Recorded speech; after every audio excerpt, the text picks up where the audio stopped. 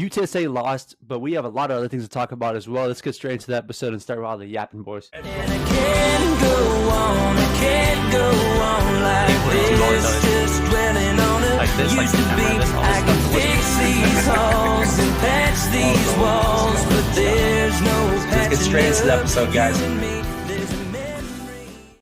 Oh.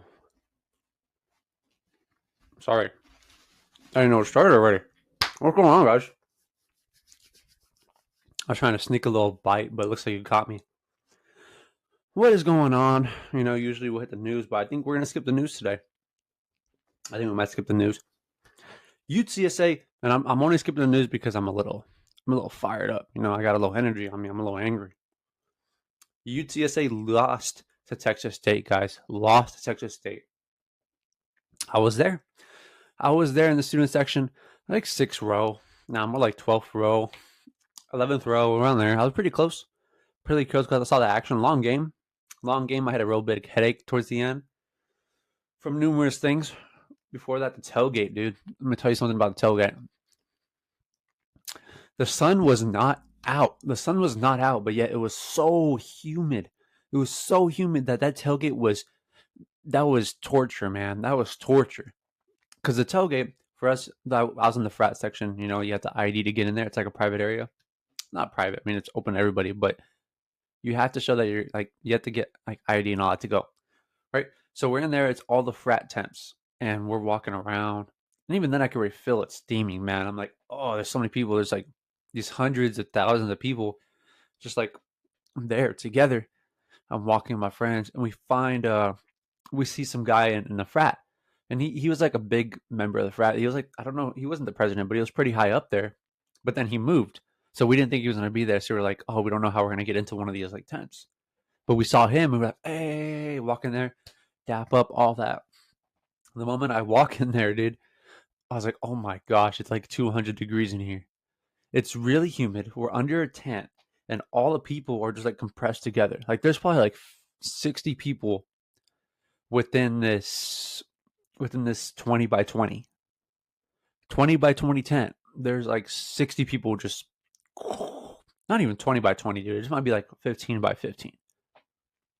Like 50, 60, maybe 70 people just all under this tent. Just like, you know, getting wild, you know, jumping around a little bit, chatting it up. And I walk in there, you know how frats are, dude. Like, if you don't know everybody, someone's gonna question you. I walk in, some guy's like, hey, bro, so who do you know here? And I was like, dude, I know my boy Joseph. You know, watch yourself. I know Joseph. I belong here, dude. I belong here. You? When I was here freshman, I didn't see you, buddy. So I should be asking you who you know. You know, I should have done that. He probably would have thrown me out, but I should have done that. It would have been pretty cool. But yeah, it was scorching hot, dude. It was scorching hot. And then we went to the game. And it was a long game. You know, our defense just isn't good. Texas State defense just isn't good. And we can't catch the ball. And they were able to. So that's a big difference. I guess that's why they won the game. But yeah, it was a real nail biter towards the end. Got McDonald's after and I threw it all up. Here's the thing about me and McDonald's lately, dude. Me and McDonald's is such a love and hate relationship because there's times where I want the nuggets, where the nuggets are so good. You know, I get the nuggets, I get that buffalo sauce in there. Start eating it. Oh my gosh. It tastes so good sometimes, but when I was eating it the other day after the game, it was really hard for me to put it down. And I just felt like my stomach was just, you know, like singing the ABCs backwards or something. Like it didn't know what was happening. My stomach was like having World War VII, you know? And I would say 3, but I feel like my stomach had World War III a long time ago, man. But yeah, that happened. And I get home, and I'm like, oh, I walk to the restroom here to take a shower, and I just blow chunks. Blowing at McDonald's. I see every single nugget from that 20-piece coming out. You know, they all came back for revenge. They tried to attack me, but then I flushed it, and they all left. So I don't know where they are now. You know, I'm probably getting restirred into another 20-piece. But yeah. Man, but... You know, this week we have a presentation for my class in public speaking. Well, listen to this, guys. So I have class Monday and Wednesday. That's what the schedule said. That's what I signed up for. It says that we're meeting Monday and Wednesday from 2 to 2:50. All of a sudden this week, we have presentations, and guess what day I'm presenting? I checked the schedule. It's like Monday, oh, my name's not there. Wednesday, my name's not there. Am I seeing this right? Friday. John Guerra at 2 o'clock, 2:50. I'm presenting Friday? We're not scheduled Friday, dude. And you're making me come in Friday? I'm going to do it, okay? I'm going to do it. But it's like, that's not on the schedule. There's nowhere on any of the syllabus that said I had to come in any other day. It said our meeting times are Monday, Wednesday, 2 to 2:50. And you're doing this to me? You're doing this to me.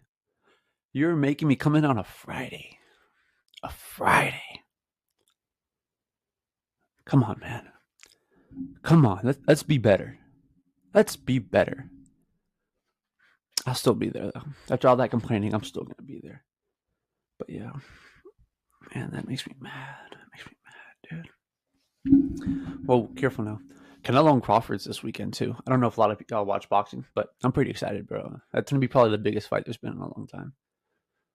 Two guys, both been undisputed.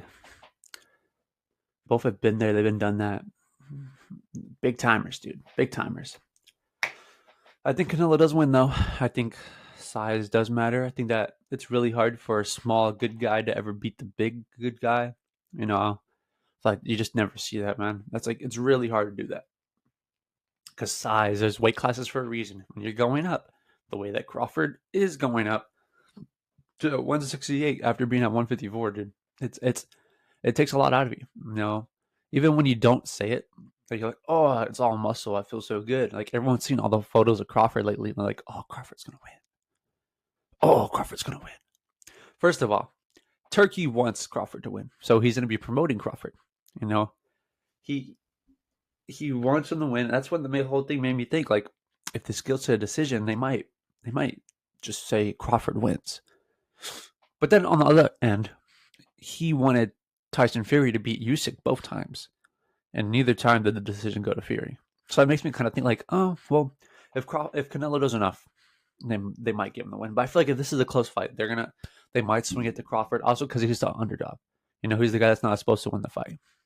And I feel like that's a big thing about it, man, is like, either way, people are going to like not give Canelo his props. If he loses, then it's like, oh, he's not as good as we all thought he was. But if Canelo wins, it's like, oh, it's just a big guy beating up on a little guy. So I don't know. I don't think Terrence Crawford is as good as Floyd. No, I don't think he's going to be able to do it. I don't think he's going to have the footwork to do it. After seeing his last performance at 154, this is what I think. I think at 154, they were like, oh, you shouldn't go up and fight. You shouldn't fight Canelo yet. You should fight a few more fights. And then the whole thought process between that is like, well, if Crawford loses at 154 to someone that's not as big of a name, that really does kill a lot of the hype. Or you could go up to 168 and you could fight Canelo. And it's like, if I lose, I went up weight and I fought Canelo. So I could still sell. I'm still a big sell, especially if it's a close fight. People are like, oh, Crawford has that heart, man. He has it. But I just don't think he's going to do it. I think Canelo's going to win. I think Canelo's going to bring out one of those old-fashioned beatdowns. I think he's going to throw harder. I think he's going to find the counters. I know right now Crawford's faster. Crawford is faster. Crawford is in more of that peak condition that he's all up on. Even though he's older, dude. He's older than Canelo, but that's just how it works sometimes, man. That's just how it works. I think Canelo's going to throw harder. I think he's going to have power that Crawford hasn't seen before. I think that hook that was landing and Crawford was getting hit a lot with that counter hook in his last fight. I think Canelo's going to land that a few times. Crawford's going to notice that there's a big difference here. I think it does a good decision, but I do think Canelo gets the win. So yeah, that's what I think. That's what I'm hoping for, at least. Hoping for. Yeah. Going forward from there, man. Going forward from there. UTSA lost me a parlay. I had a few parlays, but the one I was really excited about, UTSA lost it.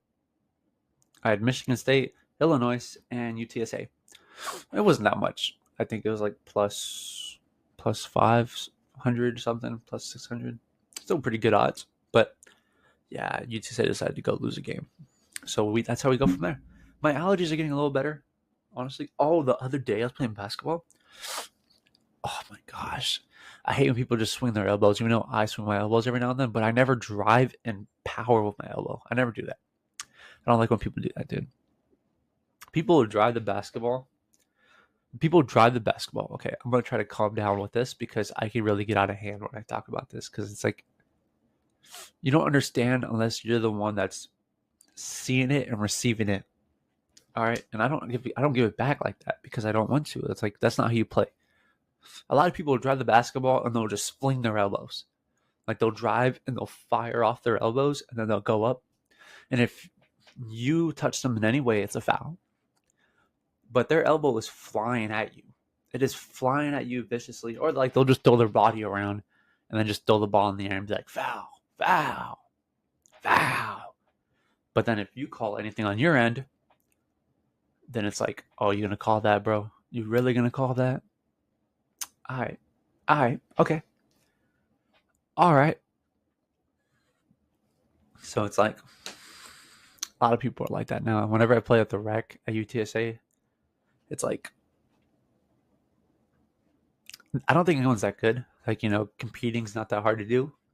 I don't even play that much, dude, but I feel like I've always just I have good experience when it comes to basketball to where like I know how to get around the little things. Where I can make myself a little bigger. And I always carry that like balance strength, where I can like hold my ground. But when people just start flinging their elbows a lot and everyone's just hacking, it's like, is it worth me getting hurt or something? Is it worth someone taking out my legs? Because then I like jumping a lot for rebounds and all that, so I'll get up there, like I'll go flying a little bit, and sometimes all it takes is one person just to hit you in the wrong position, wrong angle, and I'm paralyzed. But yeah. So, oh yeah, but I took one, man, right on the knocker right here. Straight elbow. This guy's like 6'3", a big dude, pretty big dude. And I was anticipating a dunk, dude. I really was like, oh, he's gonna try to dunk on me. And when I get ready to jump, all of a sudden I see an elbow come flying at me and drills me like his elbow bone right on my nose, and my nose like, oh, my nose was hurting. It was like right here. Even right now, my nose is like still like bruised, and then it went up into my eyes of pain. But the big thing about me is since I have really bad allergies, my nose is getting red just by me touching it. Is that when you touch my nose or like you hit my nose, my allergies like trigger. Like, I start like sniffling a lot. I start sneezing and stuff. I don't know if that's allergies or that's just something everyone has, but my nose is very sensitive. Especially because I have such a big nose. Look at that. Look at that big nose, dude.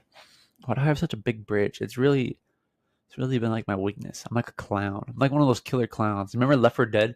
They had those killer clowns if you shot their nose. Oh no. No, it wasn't shot their nose. What movie was it where if you shot their nose they died?